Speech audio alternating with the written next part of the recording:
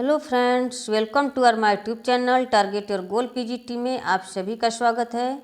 Friends, आप सभी की डिमांड पे आज हमने एक्ट से संबंधित मोस्ट एमसीक्यू सॉल्व करने वाले हैं, जो कि आने वाले exam UP PGT, net JRF, GIC के लिए बहुत ही उपयोगी है।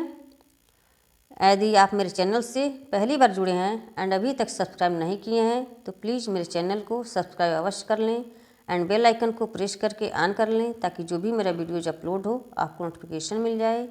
एंड इस चैनल को ज़्यादा से ज़्यादा लोगों तक शेयर करें, ताकि और भी लोगों को इस चैनल के माध्यम से हेल्प हो सके। मेरे चैनल का नाम है टारगेट योर गोल पीजीटी।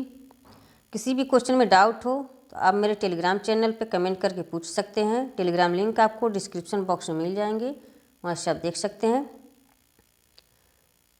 आज का मेरा क्वेश्चन है, दहेज निरोधक अधिनियम किस वर्ष पारित हुआ था? दहेज निरोधक अधिनियम किस वर्ष पारित हुआ था? Option A 1956, option B 1961, option C 1976, option D 1982। हमारा राइट आंसर क्या हो जाएगा? Option B 1961। दहेज निरोधक अधिनियम वर्ष 1961 में पारित हुआ था।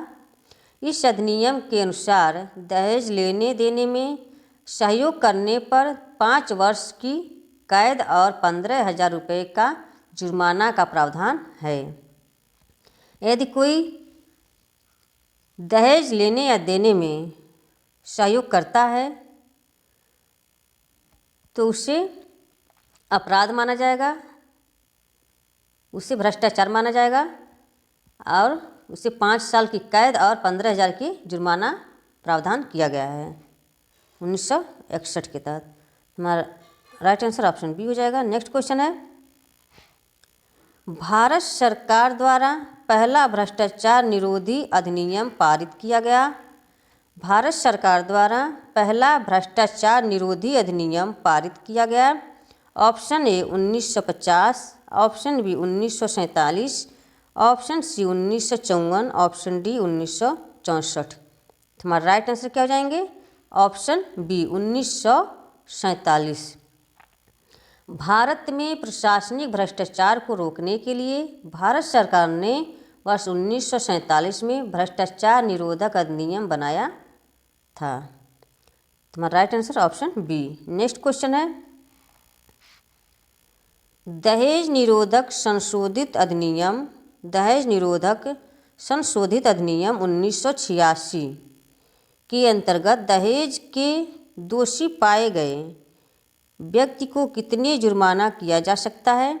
ऑप्शन ए 10,000 का, option B 15,000, option C 20,000, option D 25,000।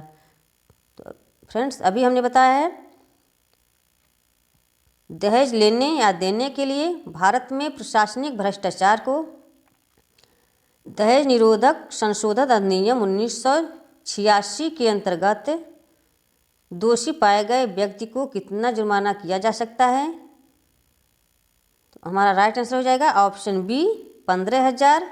दहेज अधिनियम 1961 के अंतर्गत दहेज मांगना, देना, लेना राज्य के विरुद्ध एक गैर जमानती संज्ञेय अपराध है और जिसमें कम से कम 5 वर्ष का कारावास और 15,000 तथा दहेज की राशि के बराबर आर्थिक दंड की व्यवस्था की गई है। फ्रेंड्स, यदि कोई दहेज लेता है या लेने वाला और देने वाला दोनों के भी ये सज़ा मिल सकती है, 5 साल की कैद और 15,000 की जुर्माना। नेक्स्ट क्वेश्चन है, भारतीय दंड संहिता की किस धारा के अंतर्गत पत्नी पति के दुर्व्यवहार की शिकायत कर सकती है?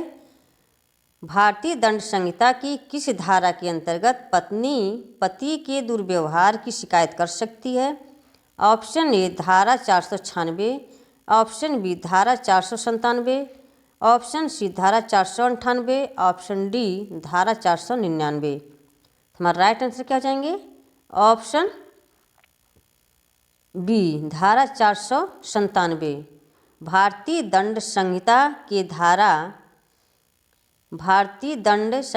धारा 497 के तहत पत्नी अपने पति द्वारा किए गए दुर्व्यवहार उत्पीड़न की शिकायत कर सकती है। यदि पति अपने पत्नी को उत्पीड़न या दुर्व्यवहार करता है तो पत्नी 497 के तहत शिकायत कर सकती है। नेक्स्ट क्वेश्चन है, स्त्री तथा कन्याओं का अनैतिक व्यापार निरोधक अधिनियम कब पारित हुआ था? स्त्री तथा कन्याओं का अनैतिक व्यापार निरोधक अधिनियम कब पारित हुआ था? ऑप्शन ए 1955 में, ऑप्शन बी 1956 ईस्वी, ऑप्शन सी 1958 ईस्वी, ऑप्शन डी 1961 ईस्वी। तुम्हारा राइट आंसर क्या हो जाएंगे? ऑप्शन बी 1956 ईस्वी, ऑप्शन बी। नेक्स्ट क्वेश्चन है, राष्ट्रीय पिछड़ा वर्ग वित्त और विकास निगम का गठन किया गया था। राष्ट्रीय पिछड़ा वर्ग वित्त और विकास निगम का गठन किया गया था। ऑप्शन ए 10 जनवरी 1992 को, ऑप्शन बी 13 जनवरी 1992 को, ऑप्शन सी 17 जनवरी 1992 को, ऑप्शन डी 23 जनवरी 1992 को। तुम्हारा राइट आंसर क्या हो जाएंगे? ऑप्शन बी 13 जनवरी 1992 को। नेक्स्ट क्वेश्चन है, हिंदू कोड बिल द्वारा लड़कियों के कानूनी विवाह की उम्र को बढ़ाकर 15 वर्ष किया गया था। हिंदू कोड बिल द्वारा लड़कियों के कानूनी विवाह की उम्र को बढ़ाकर 15 वर्ष किया गया था। ऑप्शन ए 1920 में, ऑप्शन बी 1930 में, ऑप्शन सी 1958 में, ऑप्शन डी 1956 में। तुम्हारा राइट आंसर क्या हो जाएंगे? ऑप्शन डी 1956 में। हिंदू कोड बिल के अंतर्गत निम्नलिखित कानून हैं: हिंदू उत्तराधिकार, हिंदू वसीयत अधिनियम, विधवा अधिनियम, विवाह, स्त्री के संपत्ति अधिकार, तलाक, भरण पोषण कानून आदि। कुछ समय पश्चात हिंदू कोड बिल के तहत क्या क्या आता है? हिंदू उत्तराधिकार अधिनियम, हिंदू वसीयत अधिनियम, विधवा विवाह, स्त्री के संपत्ति अधिकार, तलाक, भरण पोषण कानून आदि आते हैं। कुछ समय पश्चात इसका नाम बदलकर शारदा एक्ट कर दिया गया। इसका नाम हिंदू कोड बिल का कुछ वर्ष बाद इसका नाम शारदा एक्ट कर दिया गया। शारदा एक्ट 1929 के तहत, शारदा एक्ट कब लागू हुआ था? 1929 में, के तहत 14 वर्ष से कम आयु की लड़की का विवाह कानूनी अपराध था, परंतु हिंदू विवाह अधिनियम 1955 के तहत लड़कियों के विवाह की उम्र 15 वर्ष कर दी गई। यहाँ 55 नहीं दिया है, 56, यहाँ 55 होना चाहिए था। शारदा एक्ट 1929 के तहत 14 वर्ष से कम आयु की लड़की का विवाह कानूनी अपराध था, परंतु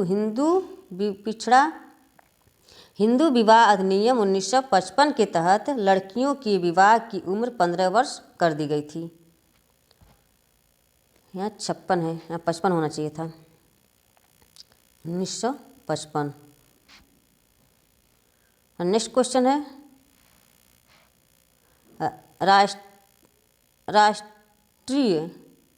राष्ट्रीय हरित प्राधिकरण अधिनियम पारित हुआ। राष्ट्रीय हरित प्राधिकरण अधिनियम पारित हुआ। ऑप्शन ए 2006 में, ऑप्शन बी 2010 में, ऑप्शन सी 2012 में, ऑप्शन डी 2014 में। तुम्हारा राइट आंसर क्या हो जाएंगे? ऑप्शन बी 2010 में। नेक्स्ट क्वेश्चन है, भारत में श्रम कानून समाहित है।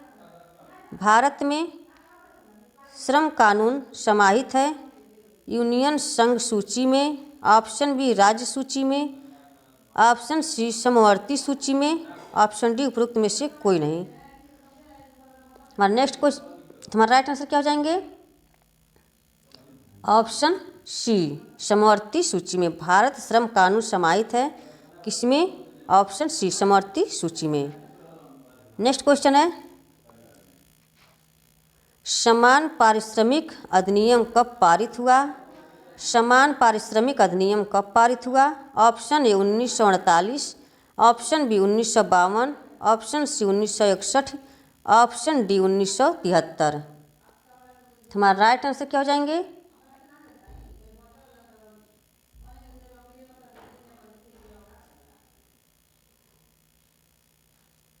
1976 होना चाहिए था यहाँ पर।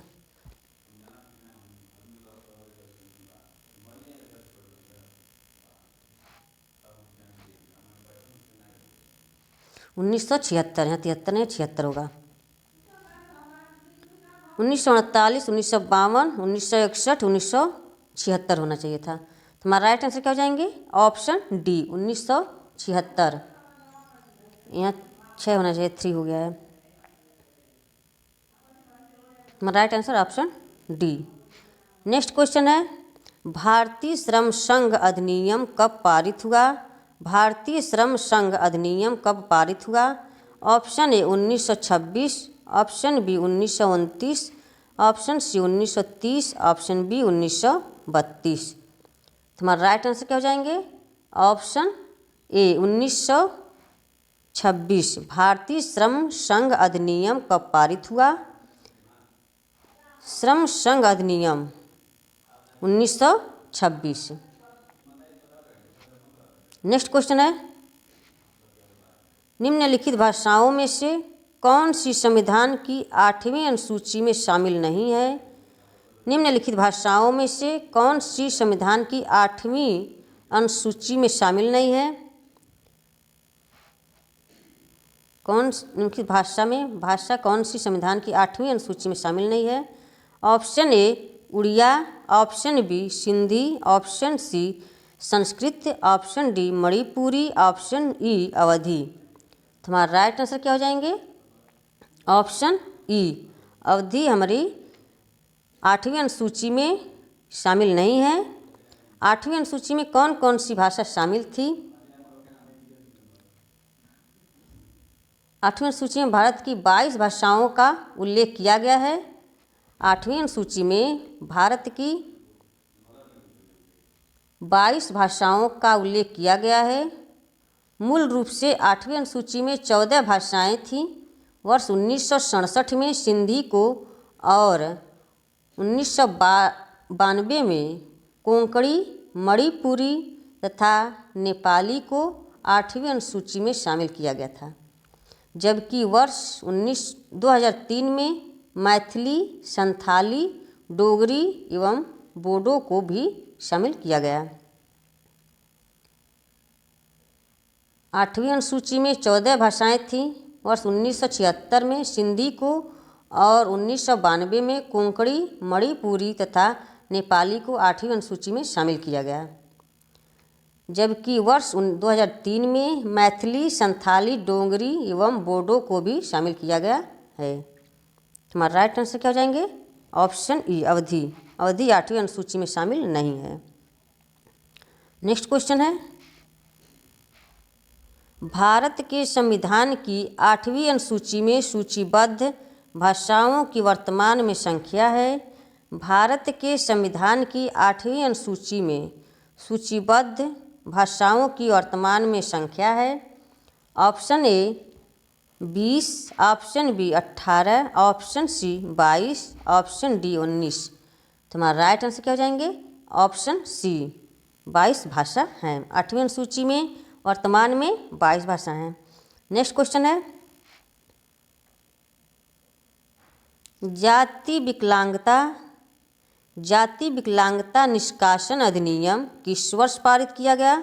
जाति विकलांगता निष्कासन अधिनियम किस वर्ष पारित किया गया? Option A 1829, option B 1892, option C 1843, option D 1850, option D 1857। तो हमारा राइट आंसर क्या हो जाएंगे?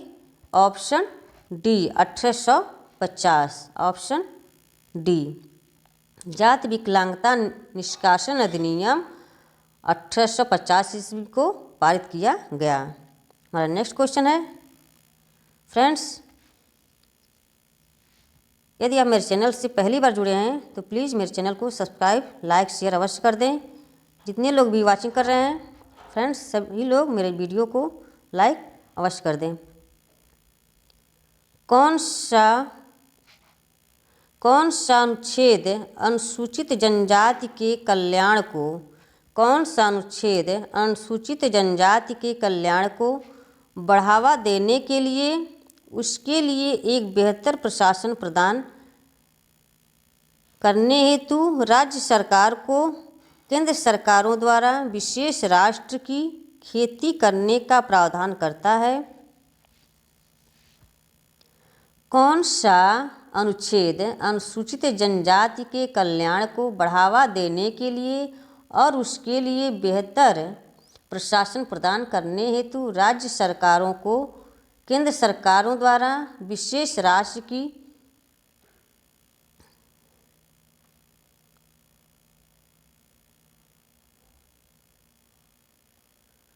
यहाँ गलत हो गया है, विशेष राशि होना चाहिए, राष्ट्र लिखा गया है, यहाँ राशि होना चाहिए था। अनुच्छेद जनजाति के कल्याण को बढ़ावा देने के लिए उसके लिए एक बेहतर प्रशासन प्रदान करने हेतु राज्य सरकारों को केंद्र सरकार द्वारा विशेष राशि की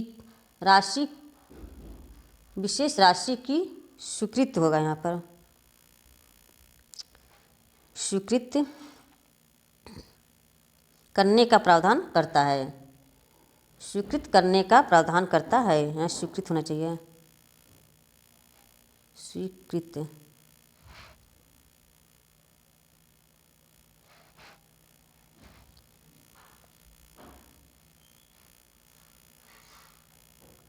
स्वीकृत करने का प्रावधान करता है। Option A article 275, option B article 325, option C article 164, option D article 335, option E article 339।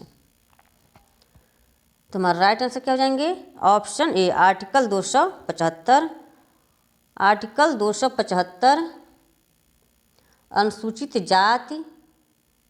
जनजाति के कल्याण को बढ़ावा देने एवं विशेष धनराशि प्रदान करने का प्रावधान है। 275 के तहत अनुसूचित जनजाति के कल्याण को बढ़ावा देने एवं विशेष धनराशि प्रदान करने का प्रावधान है।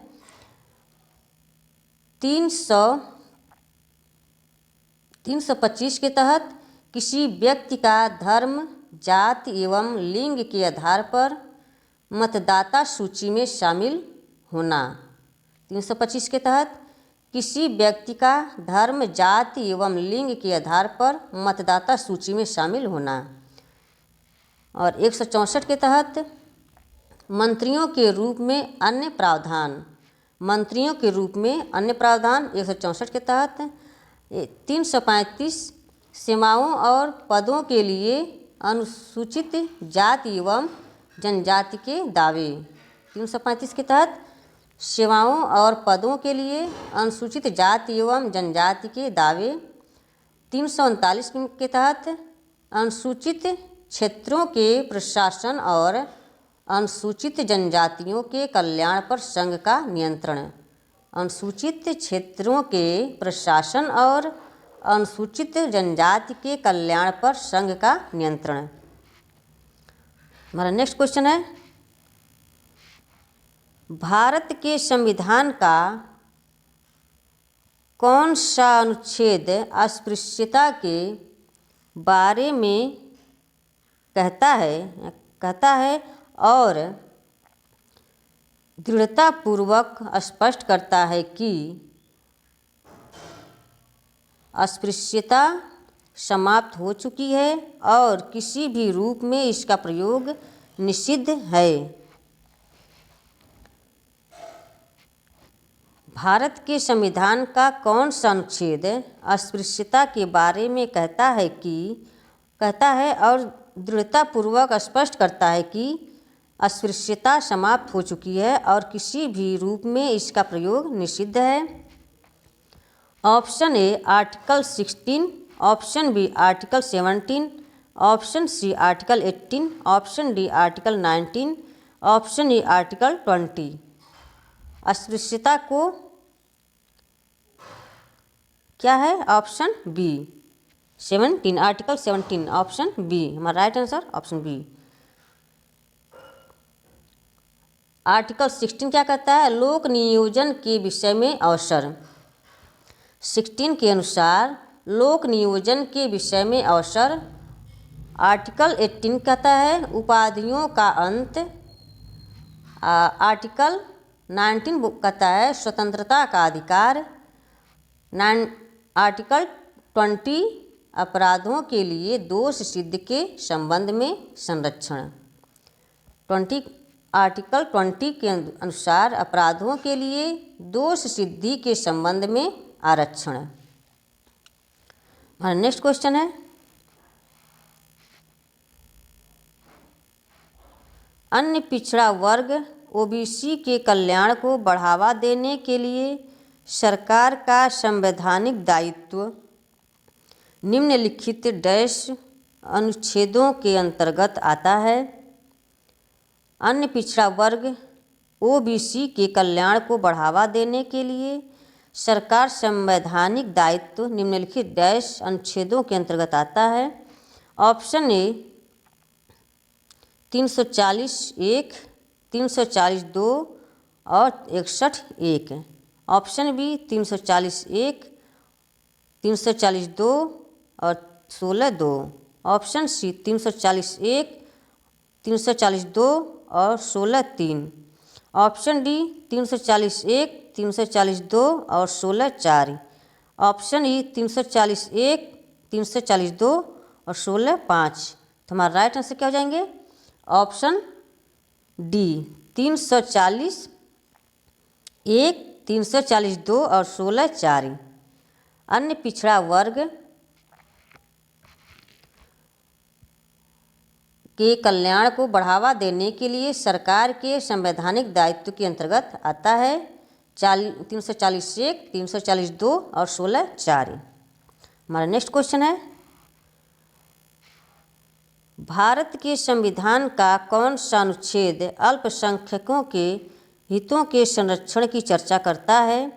भारत के संविधान का कौन सा अनुच्छेद अल्पसंख्यकों के हितों के संरक्षण की चर्चा करता है? ऑप्शन ए अनुच्छेद 28, ऑप्शन बी अनुच्छेद 29, ऑप्शन सी अनुच्छेद 30, ऑप्शन डी अनुच्छेद 31, ऑप्शन ई अनुच्छेद 32। ऑप्शन ई अनुच्छेद 32। हमारा राइट आंसर क्या हो जाएंगे?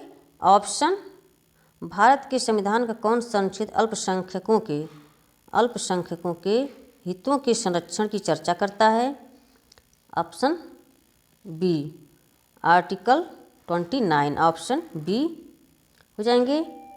28 क्या कहता है? राज्य में किसी संस्था में धार्मिक शिक्षा पर प्रतिबंध। आर्टिकल 28 बोलता है राज्य में किसी संस्था में धार्मिक शिक्षा पर प्रतिबंध। 28 कहता है आर्टिकल 30 बोलता है शिक्षा संस्थाओं की स्थापना और अल्पसंख्यक वर्गों का अधिकार। शिक्षा संस्थाओं की स्थापना और अल्पसंख्यक वर्गों का अधिकार। आर्टिकल 31 बोलता है संपत्ति का अनिवार्य अर्जन से संबंधित था, जिसको 44वें संविधान संशोधन 1978 द्वारा निरस्त कर दिया गया। अनुच्छेद 31 संपत्ति का अनिवार्य अर्जन से संबंधित है, जिसको 44वें संविधान संशोधन 1978 द्वारा निरस्त कर दिया गया। अनुच्छेद 32 संवैधानिक उपचारों का अधिकार। अनुच्छेद 32 है संवैधानिक उपचारों का अधिकार। हमारा नेक्स्ट क्वेश्चन है फ्रेंड्स, जितने लोग वाचिंग कर रहे हैं प्लीज़ मेरे चैनल को लाइक अवश्य कर दिया करें। भारतीय संविधान के 73वें संशोधन द्वारा नवगठित पंचायतों में महिलाओं को कितना प्रतिशत आरक्षण दिया गया? भारतीय संविधान के 73वें संशोधन द्वारा नवगठित पंचायतों में महिलाओं को कितना प्रतिशत आरक्षण दिया गया? Option A 20%, option B 27%, option B 30%, option D 33%। तो हमारा राइट आंसर क्या हो जाएंगे? Option D 33%। नेक्स्ट क्वेश्चन है, आज का फर्स्ट एंड लास्ट क्वेश्चन है, भारतीय संविधान में संशोधन के द्वारा निम्नलिखित में से किन वर्गों को आरक्षण दिया गया है? भारतीय संविधान में संशोधन के द्वारा निम्नलिखित में से किन वर्गों को आरक्षण दिया गया है? ऑप्शन ए अनुसूचित जाति एससी और अनुसूचित जनजाति एसटी, ऑप्शन बी महिलाएं, ऑप्शन सी दोनों ए और बी, ऑप्शन डी उपयुक्त में से कोई नहीं। तो हमारा राइट आंसर क्या हो जाएंगे? ऑप्शन सी ए और बी दोनों। भारतीय संविधान में संशोधन के द्वारा निम्नलिखित में से किन वर्गों को आरक्षण दिया गया है? अनुसूचित जाति एससी, शेड्यूल कास्ट, अनुसूचित जनजाति एसटी यानी शेड्यूल ट्राइब, और महिलाओं को आरक्षण दिया गया है। ऑप्शन सी हो जाएगा, ए और बी। फ्रेंड्स, आज का मेरा वीडियो कैसा लगा कमेंट बॉक्स में कमेंट करके अवश्य बताया करें। किसी भी क्वेश्चन में डाउट हो तो आप मेरे टेलीग्राम चैनल पे कमेंट करके पूछ सकते हैं। टेलीग्राम लिंक आपको डिस्क्रिप्शन बॉक्स में मिल जाएंगे। यदि आप मेरे चैनल से पहली बार जुड़े हैं तो प्लीज़ मेरे चैनल को सब्सक्राइब अवश्य कर दें, और सभी लोग मेरे चैनल को लाइक करना न भूलें। इसी तरह आप अपने लक्ष्य की तरफ आगे बढ़ते रहें। अपना और अपने परिवार का ख्याल रखें। Okay, bye bye, thanks for watching video, take care. Friends, जो हमने इंडियन थिंकर से क्वेश्चन सॉल्व कर रहे थे वह भी हमारा 4 बजे से फिर स्टार्ट हो जाएगा, वहाँ भी आप लोग जुड़ना न भूलें। Okay, bye bye, thanks for watching video, take care, bye bye, take care.